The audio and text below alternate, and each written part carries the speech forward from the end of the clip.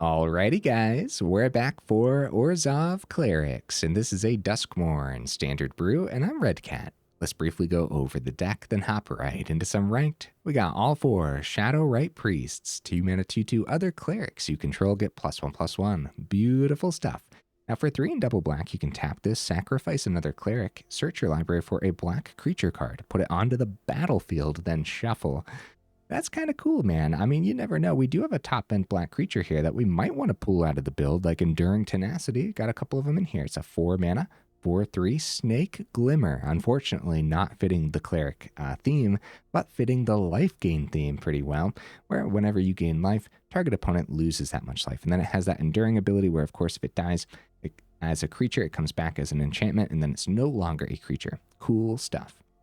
Other clerics we have packed in, we have powerhouse clerics like all 4 Preacher of the Schism. That should do the thing. We got a couple Sanguine Evangelist generating some bats, and we have a bit of a bat crossover in here with 3 Zoralines making the cut, which happens to be a bat cleric. Nice. Then we just have other value bats packed in that'll fit the Lifegain theme, like 4 Deep-Cavern Bats.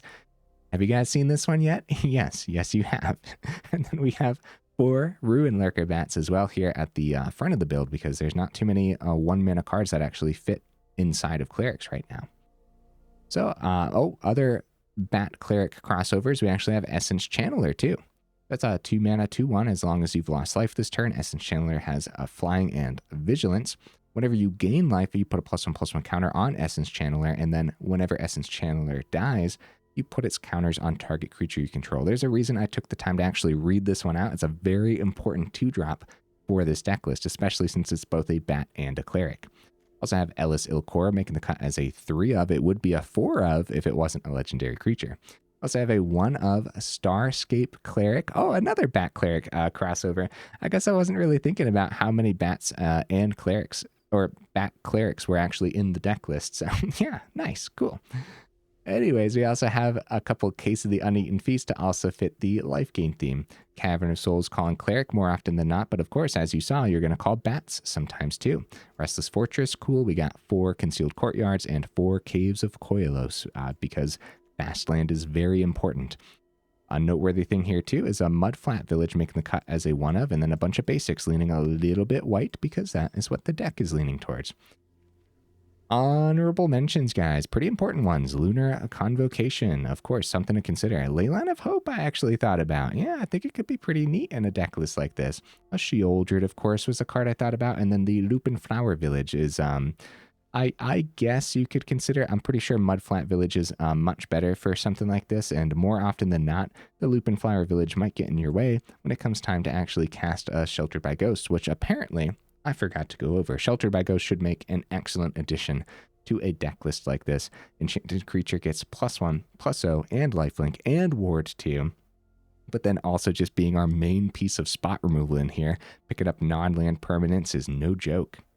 Okay, guys, hopefully I went over the deck list well enough. Either way, I do my dandiest to save the more in-depth discussion for the end of the video, so always look forward to that. In the meantime, let's go ahead and take this into some ranked and see how we do.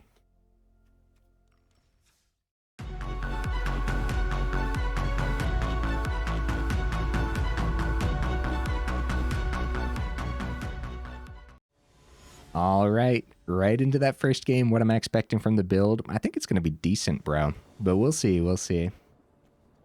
Sheltered by Ghosts, Deep-Cavern Bat. Opponent goes first. Bro, this is a keepable hand. Heck yeah. We have to remember that we don't have too many 1 mana cards, so we can't be too concerned when we don't have a turn 1 in this build.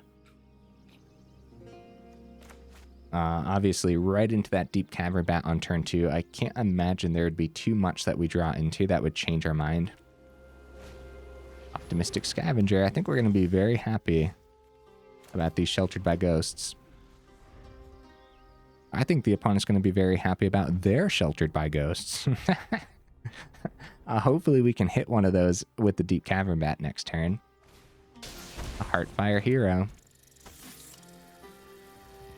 These Boros Aura lists, I probably sound like a broken record at this point, but boy, oh boy, are they decent, bro. No, they're good. Although I still don't know if I've lost against them more than I've won. It's still probably around a 50-50. They want to get the Shard Mage's Rescue out of their hand. Maybe... Well, I guess we'll see, won't we? Holy cow. Okay, well... Swiftspear has haste. That could be a problem. They got a great board state. It's got to be the Heartfire hero, though, right? We take the other hero with one of the shelters. Boy, that's a tough decision. I can't tell if I value the Heartfire hero's ability more than the haste on the Swiftspear, because, like, obviously Swiftspear is going to get through here for the turn 2. They found something off the top as well. It's an ethereal armor, guys. Bro, we're in so much trouble. I'm surprised they didn't put it on the hero. That was a really good draw for the opponent, and potentially the card we would have taken down to 8, because we don't want to block with the Deep-Cavern Bat, because we need a target with the Sheltered by Ghosts. And I suppose anything we take here is fine. But it's probably the Heartfire hero. Optimistic Scavenger obviously doing a lot too, but they might miss off the top. I think it's the hero. We don't want to block with the bat because they'll get another hero then. Oh, well, they'll get both heroes. They'll get one on the board, one to their hand. So we just swing and go back up to 10 and hope that we survive the turn. Might be okay here. Okay, down to 5. The other Sheltered by Ghosts. Wow, it was a monstrous rage off the top, guys. We died.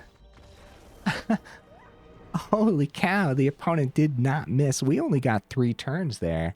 I guess that's going to happen from time to time. Maybe I spoke too soon about losing more than winning against those deck lists. But no, honestly, I'm not really sure. I still think it's around 50%. The Boros Auras still feels more fair than the mono red lists that fling.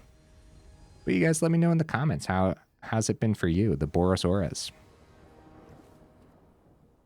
That's a lot of mana, but I don't think we can complain about this. We go first too, which is kind of essential, isn't it?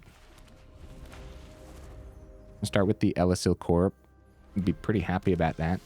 More mana off the top.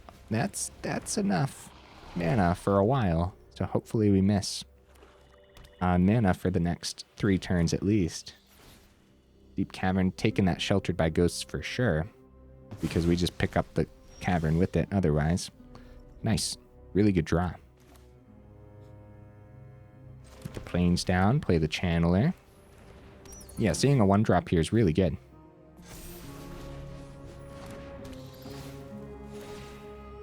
And swing.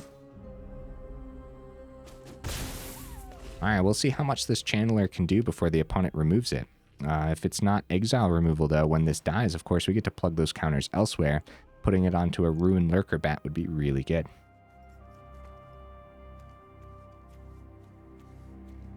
Yeah, pretty much any draw off the top that isn't land would be pretty decent. Even our top end, we're ready for it. Wow. Enduring Tenacity. I mean, that was good, right? Yeah, we're drawing really well this game, even though we saw a lot of mana early on. Beautiful draws. That's good. Gain 1, the opponent loses 1. The Essence Channeler also getting another boost here, so really putting the opponent between a rock and a hard place with what they want to remove. Full swing easily.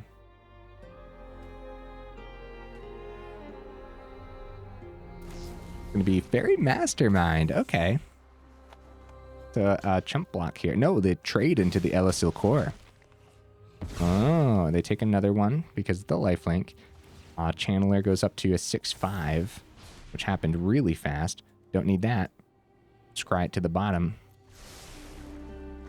Well, I mean, yeah, we don't need the cavern right now. A cavern would have been great earlier. It's just more mana off the top would be terrible. Otherwise, cavern would be pretty good against Dimir, because you never know when those counter spells are looming. Cut down the Ruin-Lurker Bat. Yep, there goes all the life gain, so Tenacity is no longer a problem. But we still got big chunky creatures on the board. Huh. Tenacity comes back as an enchantment, or Channeler can give the counters to the Tenacity. So I think it's Tenacity, though. Comes back as an enchantment, then any life gain. This is now much, much harder for Dimir to remove. It'll just kind of stick over here and be happy about it, right? 7 damage coming through. All right, opponent. Deadly Cover-Up would pull you back. We get the Sheltered by Ghosts back, but that getting rid of both of these creatures is kind of important for the opponent. Swing first. I feel like it's a Deadly Cover-Up, guys. Deep-Cavern Bat, we're alive. I mean, we're alive for a while, but holy cow. I guess it was the opponent who was screaming they're alive, huh? Essence Channeler is pretty great. They might double block here. No, they can't. They literally can't unless this is a cut down, right? I'm going to play this before combat just to kind of like see if that changes their mind onto what they do. But I'm pretty sure they chump the Channeler and take the 2. And then they have the chance of swinging with both bats next turn to gain 2 and maybe find something off the top like that Deadly Cover-Up that I fear so much right now.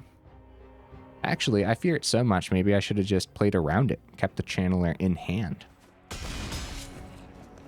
That was kind of what we were expecting there. They kept both bats back. Doomsday Excruciator. Guys, we're in trouble. Case of the Uneaten Feast. Okay. Okay, well. We swing here. They got the trade. We put the counters elsewhere.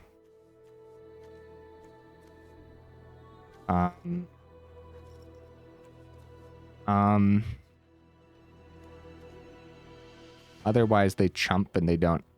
Okay, so we swing with just the Channeler and they trade. They chump. I guess since they don't know what's in hand, I guess the trade looked too risky for them. We'll play the case because now, of course, we could see some way to get creatures off the top, but also the Shadow-Rite Priest is still a way to get some creatures off the top. Sacrifice another Cleric, and then we can grab like an Enduring Tenacity. Uh-oh, they find a cut down, guys. Dude, I think we're in trouble, man. I think the opponent could easily pull this back, even though I think it was heavily leaning towards us for a while. They got 4 cards remaining. We have 4 cards remaining. Elas il-Kor is terrific. Definitely sucks to lose that Shadow-Rite Priest, though. So we can start with the swing. Chump here, trade here. So again, it might just be Channeler. And then maybe they finally trade. We put it onto the other Channeler. Oh, Elas il-Kor's ability, guys. I should have played that before combat. For sure. We still don't know what's in the opponent's hand, but the bottom ability... Whenever a creature you control dies, the opponent loses 1 life. Well, hopefully it doesn't come down to 1, right? So they do finally trade because they don't want us to have the Sheltered by Ghosts for the turn. Also, there's a lot of complexities there. Since we don't know what's in their hand, they're still like... Playing the Elas il-Kor could have changed what they ended up doing with that last card in hand. Archfiend of the Dross, dude. They got chump blockers for days. Zoraline, all right. Nice. Because we're going to be attacking with a bat for the turn. Case also is going to be pinging through. I'll gladly do the Zoraline ability and grab the, I guess, Shadow. Case pinging through with the Tenacity. This is huge for us, man. Also, the Channeler gets into the air thanks to the paying the life. Wait a minute. Oh, yeah. They had the Deep-Cavern Bat. That's right, that's right. Oh, also, we're just, like, significantly popping off right now. We don't even have to swing. A few things, guys. I wasn't even considering the top ability on the Essence Channelers there. Luckily, they had flyers anyway, so it didn't really matter. But the Vigilance maybe could have mattered. Wait, we didn't have a Pain Land. Oh, yeah, we did. Caves of Koilos. I'm all over the place, guys. I apologize for that. Anyways, caves, you can intentionally have it deal the 1 damage to you. And then as long as you lost life this turn, it gets Flying and Vigilance. That's definitely something to note because it is going to come in handy a lot. The opponent had all flyers anyways. Just, I guess, keep your eye on that. That was a really good draw. Luckily, we were able to still pull through because at any point, I think the opponent could have pulled that back. I think we would have been absolutely obliterated by a deadly cover-up. So, yeah. All of that is noteworthy, huh? Opponent, what you bring to the table, buddy? 2 land. Okay, I keep it. I think we'll easily find the 3rd land. We'll take the turn for the Restless Fortress. We're opting for il-Kor guaranteed over the Ruin-Lurker Bat.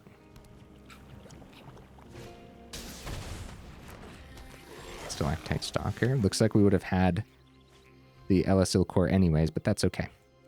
We can call, based on this hand, probably call Cleric, right? I mean, yeah, we don't want to call Bat when we want to play the il-Kor. Now, is it Zoraline first or Preacher of the Schism? Maybe Preacher of the Schism? Fear of missing out. Okay, so they're going to get the extra counter on the Stalactite Stalker already.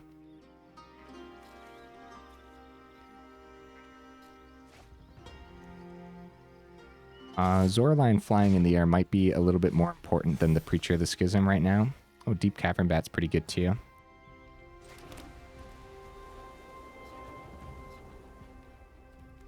Okay, we are going to opt for the Zoraline play for the turn, and then no swing on the ground because I think the il-Kor is a little bit too important here, right?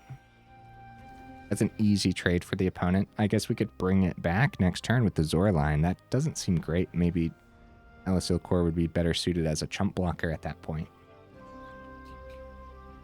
But probably not. I think just keeping it around is much, much better. Zoraline, get down! No! So, do we accept any of these trades? No. il-Kor can easily gain us more life than we're losing here for these first a few turns. Tap land, okay. Actually, seeing any land's totally fine. Since we have the other Zoraline, when it comes time, getting it down as a 5-drop is pretty decent, right, for the bottom ability. Probably play 2 creatures this turn, still skip the Preacher of the Schism, even though it blocks really well here, right? I think we want to just go Deep-Cavern Bat. We're gaining 1 off the il-Kor. I want to see what's in the opponent's hand and get rid of some removal. Holy cow.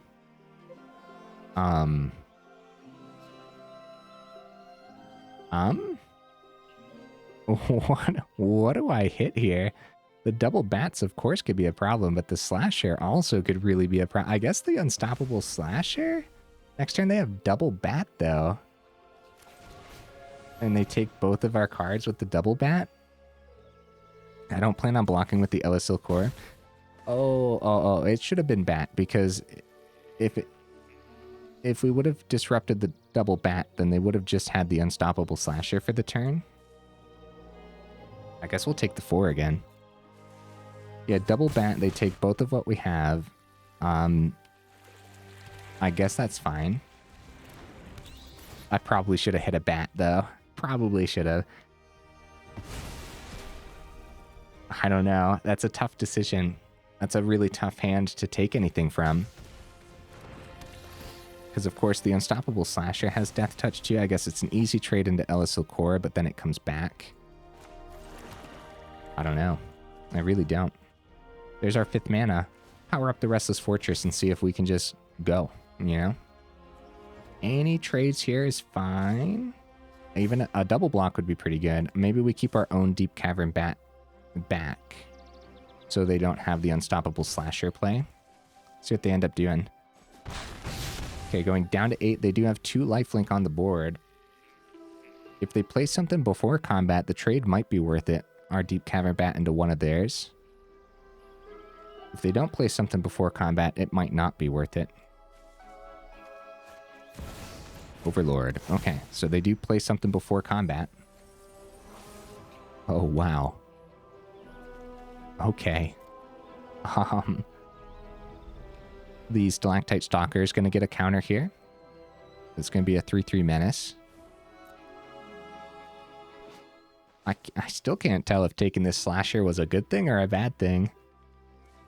It's probably okay, because if it was on the board, we would have had trouble with it. But now we're having trouble with double bats. They're giving us this option to give them the slasher back. We have 1, 2, 3. They're going back up to 10. Let's not forget that. We can go Zoraline. Probably it would be better for Preacher of the Schism next turn, probably, right? And again, Preacher of the Schism.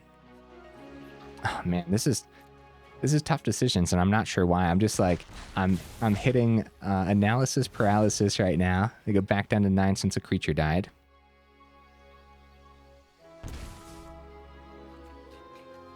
Hopefully this last card wasn't mana, because then Slasher will come down anyways.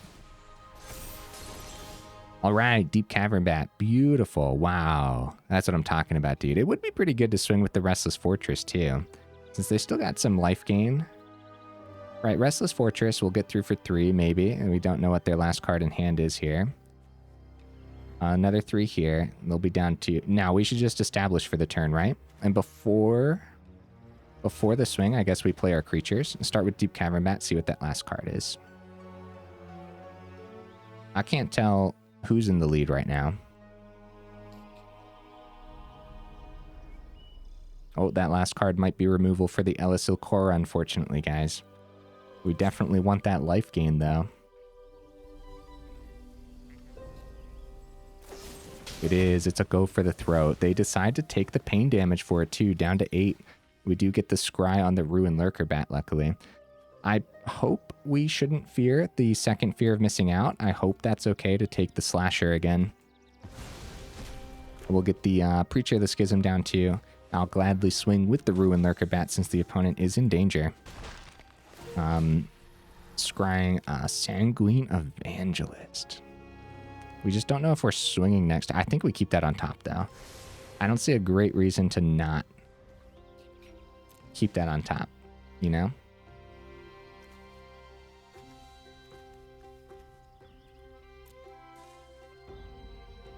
At this point, you know, Menace on the Stalactite Stalker, we did gain quite a bit of life, didn't we, this game? Because we're still at 14. They find more mana, they play another Fear of Missing Out, so that is just draw, since they don't have to discard to draw. It specifically just reads discard, then draw. So hand was empty, free card.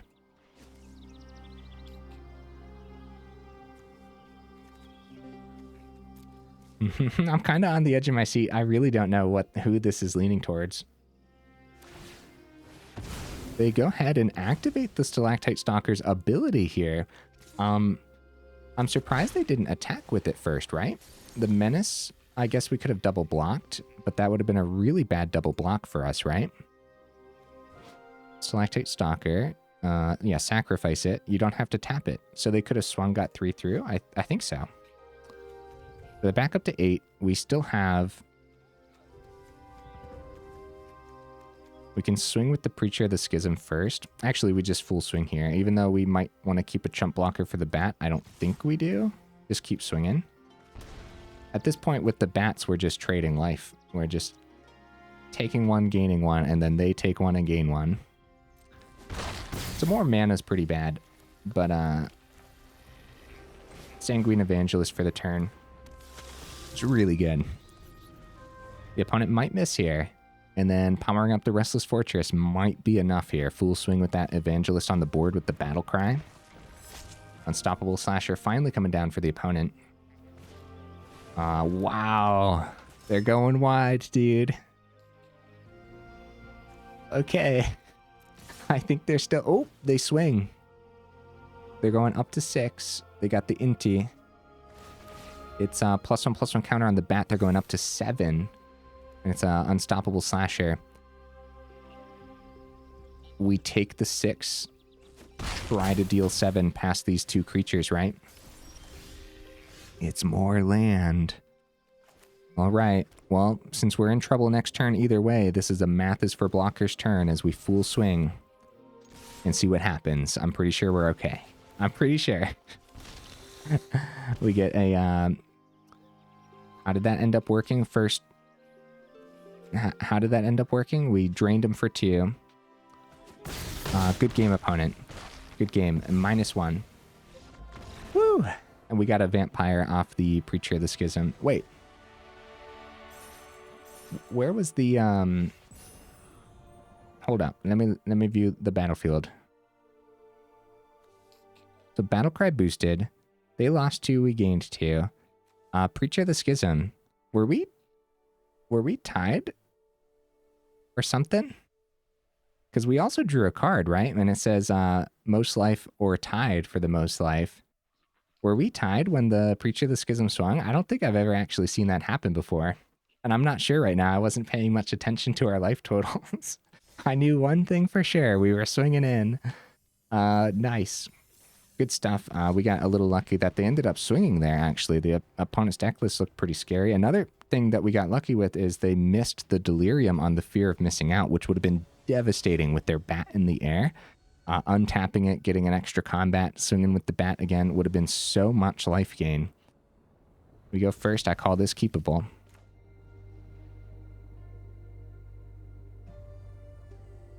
Courtyard is ready. Courtyard is dancing. The courtyard is ready, opponent. It's almost there. There we go. Case of the Uneaten Feast. Deep-Cavern Bat on 2. When is Deep-Cavern Bat on 2? Not going to be good. Hello, opponent. We don't get many hellos. Always gotta drop a hello in return. A Deep-Cavern Bat probably gets cut down. Maybe, that doesn't matter, does it? And then it's a cut down out of the opponent's hand at the very least. Ooh, wow. Oh my. Right, so I guess it doesn't really matter. Just one of the pieces of spot removal. Anoint with Affliction might be the best grab, since it exiles. And getting Deep-Cavern Bat into the grave so we can eventually bring it back with Zoraline is good, right? We go Mosswood Dread Knight, so Deep-Cavern Bat gets to survive the turn. That's good news. We do miss our 3rd mana, which I don't think we should be too surprised about for now. Sheltered by Ghosts missing. If this was a Dread Knight came down as a creature, we probably would go Sheltered by Ghost for the ward. But this is pretty good too. We do this before. Drain them a bit, and then another one going through, and then drain them a bit. So they're down to 16. It's a relatively slow start, but we're okay for now.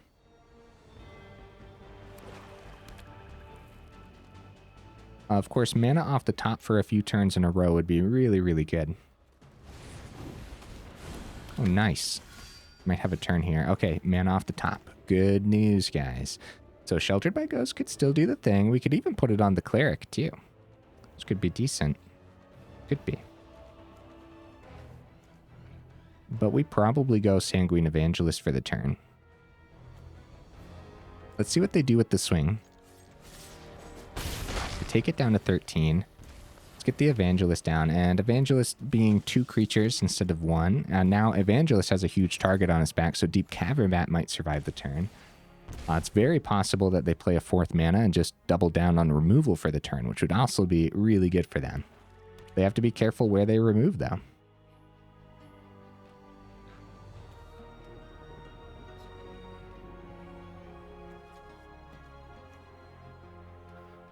Fourth mana was step 1.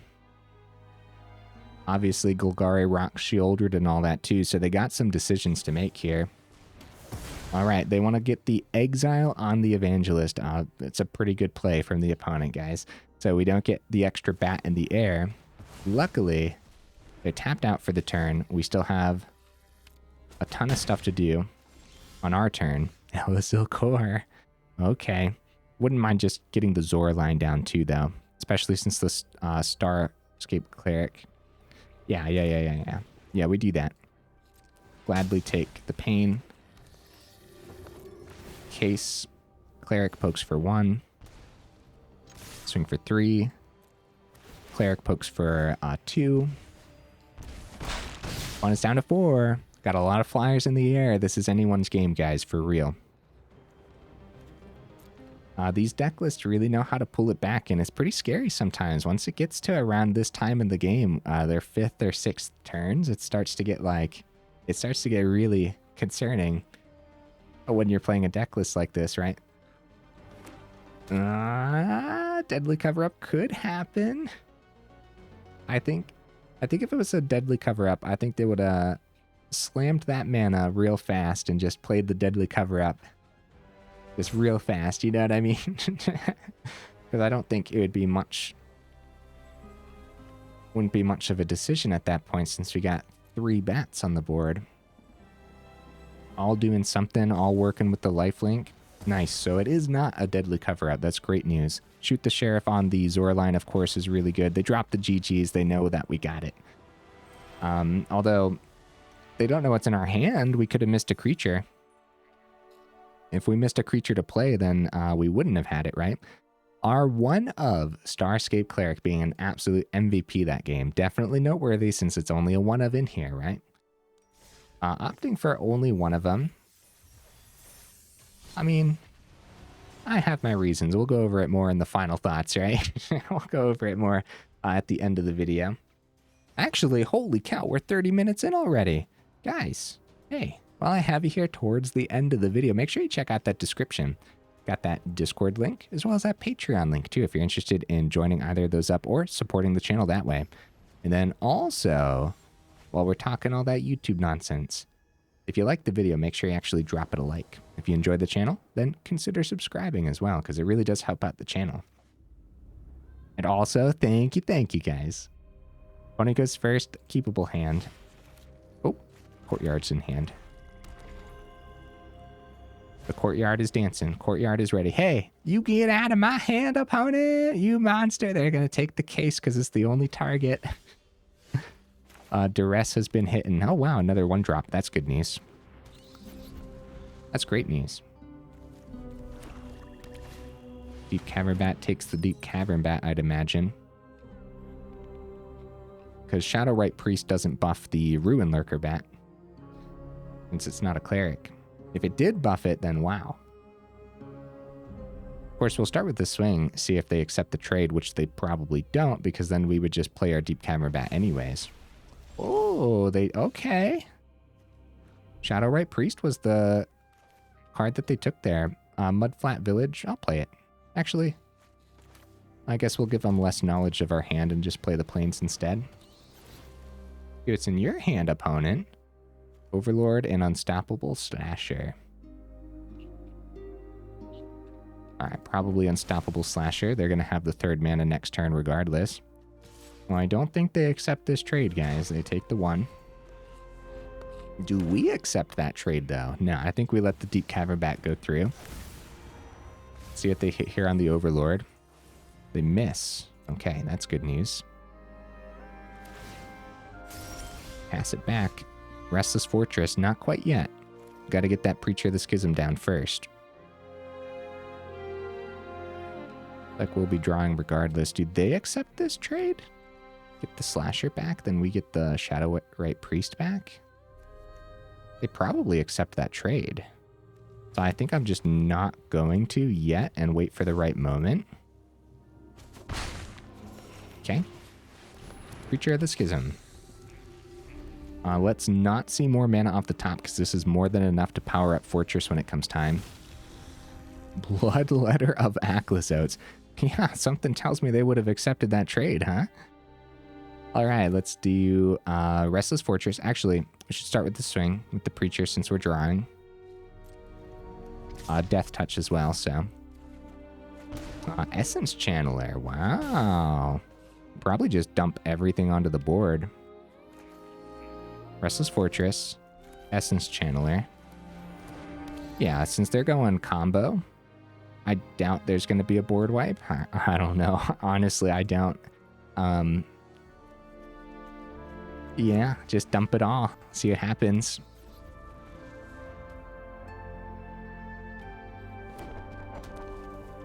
Demolition field. Crap, that's perfect. That takes out our Restless Fortress, which is kind of important. But also deck thinning is a little bit important too. So I guess grabbing a swamp here is not terrible, is it? Now, less chance of seeing mana off the top could be huge. They do fear the swing. Overlord's going to flip in no time. Elas il-Kor is excellent. We still could potentially swing with Preacher of the Schism first, though. I'm going to get this Essence Channeler. Don't want to give him the Slasher Bloodletter combo. Swing with the Ruin-Lurker Bats and the Preacher. We get the Channeler in the air, but first we need to get some counters on it as well. Enduring Tenacity, nice. Alright, couple counters on the Channeler. We lose one Ruin-Lurker Bat, and that gives us the Scry ability as well. They also get drained from the Elas il-Kor for the turn as well. And then we also have Mudflat Village if we want to return the Bat, which I suppose we could, but I'd rather wait to see if there's a better target with it. Scry, get rid of that land for sure. I'll tell you what, man, just never underestimate scrying. Alright, opponent calls Demon. They keep their blockers back. Overlord flipping next turn. I'm gonna wait on the Mudflat Village. I think that if we could hit like a Deep-Cavern Bat or something, still gonna be more mana, unfortunately. Either way, Enduring Tenacity is the play. Hopefully their last card in hand is not removal. Full swing? Yeah, what the heck, man. Let's do it. We get the Deep-Cavern Bat back. We get draw down to 22. Forcing blocks here no matter what. They do get the Unstoppable Slasher. They accept death, I suppose. They needed to block everything here, thanks to the Enduring Tenacity ability. So, was there a way for them to block? If that last card in hand was removal, that would have been an incredibly risky swing. However, it's not like Unstoppable Slasher has haste. So I think it was a really worthwhile full swing regardless, because they could have played Slasher, sure, but now they still have to wait to somehow get it through on the ground as well. So if they blocked, if they chumped the 7/6, they'd still be in this easily, right? Still lost a creature. We were still losing a card to the Elas il-Kor. What would they have been at if they chumped the Essence Channeler? We would have gotten the Shadow-Rite Priest back. We still had 2 mana. We could have played it for the turn too, which also would have given us a blocker on the ground if we really needed something for some reason against a surprise slasher attack, which I guess can't happen. It's not like they're running red. I think if it was Rakdos, then we would have been a little concerned of a potential way to give slasher haste, but cool. I'll take it. That was just a huge chunk of damage, forcing blocks there. Totally worth the full swing regardless of where they blocked. I would say it would not have been worth the full swing if there was actually the fear that the slasher was going to get through that turn. All right, guys. 30 what? 38 minutes into the video. Let's go over the deck list again. Words are hard sometimes, huh? Here's the deck list, guys. All right. Sheltered by Ghosts. Being the only removal is a little bit sketchy. Actually, I like it though, right? I don't know where we would want to drop these ever important creatures to actually go up more removal. So like your removal of choice, your spot removal of choice, of course, it's all that really does matter. And I know a lot of people, you know, like, I pushed this to the absolute limits of what it could do aggressively by not including a bunch of cut downs and go for the throats along with the Sheltered by Ghosts and a whole bunch of other pieces of spot removal that people are playing right now, of course. I didn't want it to even look relatively close to mid-range. I wanted it to be aggressive, period. And Sheltered by Ghosts is the way to do that, I would say. Keeping the deck list super aggressive while having a really good spot removal. But your spot removal will show, oh, it's Orzhov, so Get Lost obviously can be run too, right? So, and it's not going to be as aggressive as some of the most aggressive things. Boros Auras, Mono Red, right? All that important stuff. What I've been seeing recently too is also Boros go wide with the, what's it called? Arabella? I forget right now. I can't believe I forget. Yeah, Arabella. Yeah, okay, I actually got it. Yeah. I've actually been seeing this a little bit with Boros go wide. That is also probably much more aggressive than what this list is capable of. But what this list is capable of is not only being super aggressive to compete with those mid-range builds that we saw a lot of today, but also survive long enough against the fellow aggro players with all this extra life gain. And I think that's really cool and kind of sort of important, right? I think overall the deck list is going to perform pretty decent, even if you don't add more removal. I like the double Case of the Uneaten Feast, the bat theme, and the cleric theme. When I was going over the deck list earlier, I kind of forgot how many bats were also clerics. I kind of put it together knowing I wanted to go clerics, but then also, so here's the bats that are just bats, right? Deep-Cavern Bat, Ruin-Lurker Bat, which, by the way, even though it's a cleric deck list, these are very important cards because they both have lifelink, and that's very important. Of course, it pairs with Enduring Tenacity. Same thing, not a cleric or a bat. It was pretty good today, wasn't it? I like it. As a 2 of, I would not go any more of those. Wouldn't go to 3, wouldn't go to 4. 2 seems about right for what we're doing here. But the bats that are clerics, Zoraline, right? Starscape Cleric, and Essence Channeler. All those are clerics. All those get the boost from the Shadow-Rite Priest, which is actually really, really cool. Of course, Elas il-Kor's cleric, Preacher's cleric, and then Evangelist is also a cleric. So a lot of clerics packed in to get the boost from the Shadow-Rite Priest. I don't know how important this boost is actually going to be, though, guys. I could actually see dropping a couple of these down to just 2 and going up like another Starscape Cleric and another piece of spot removal, like a Go for the Throat or a Get Lost. Get Lost is probably more important since it can hit enchantments too. Hits like a temporary lockdown, which could be very important. Actually, should I do that right now? I don't know. I'm not sure. Also, outside of the Ruin-Lurker Bat and the Deep-Cavern Bat, the bats that the Evangelist generates also aren't clerics, so that's definitely noteworthy too. What do you guys think about this? Okay, well, let me arrange.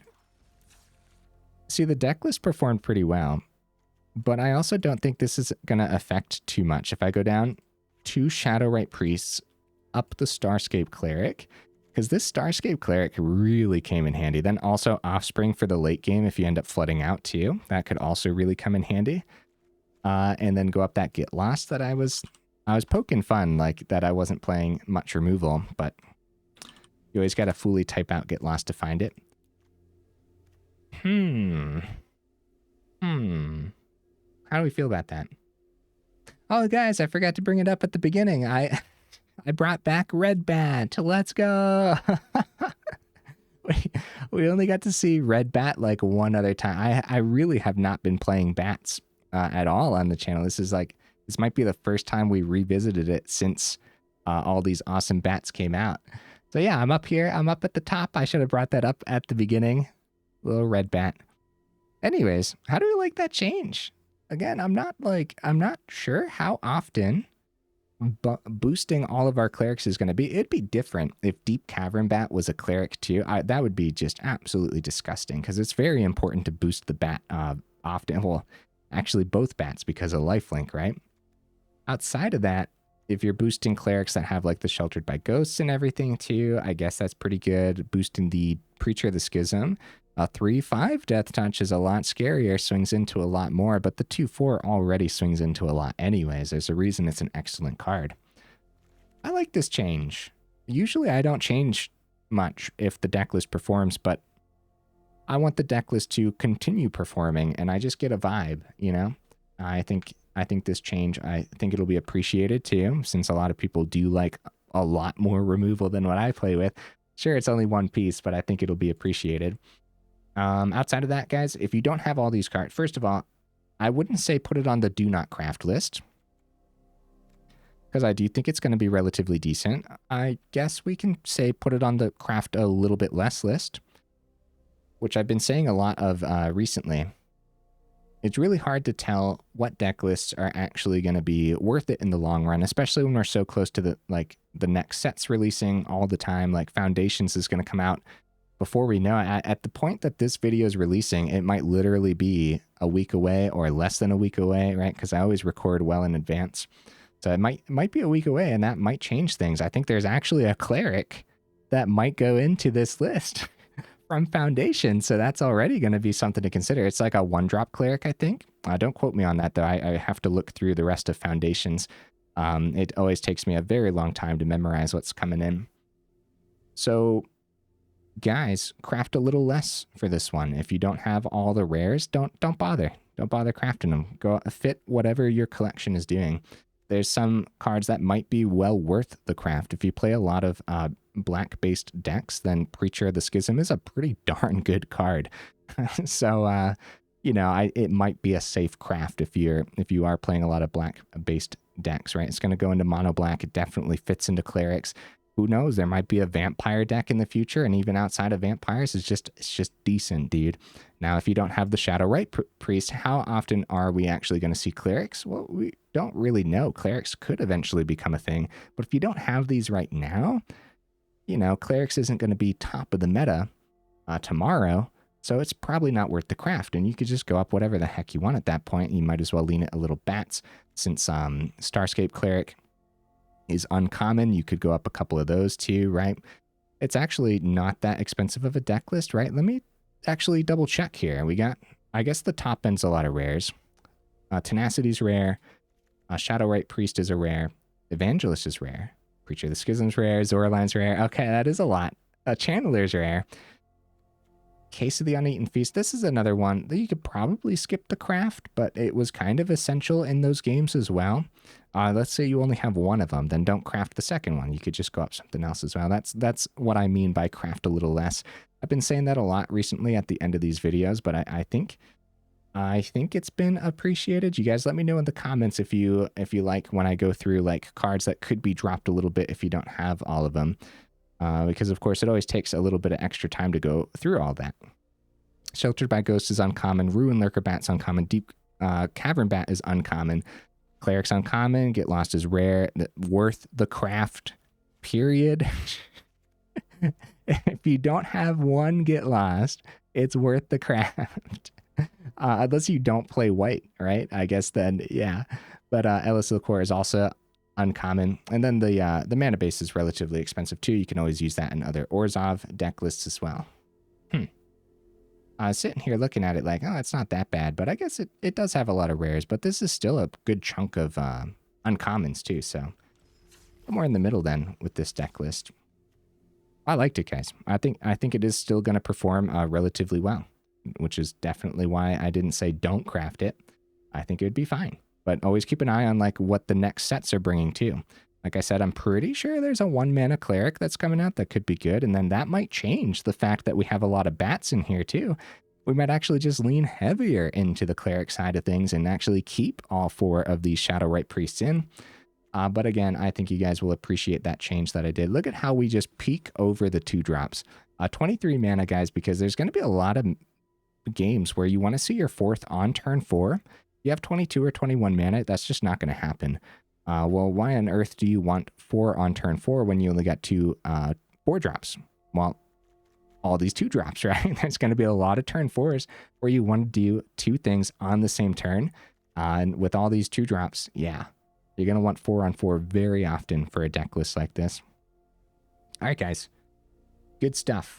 Let me know what you thought down in the comments. Either way, enough rambling, huh?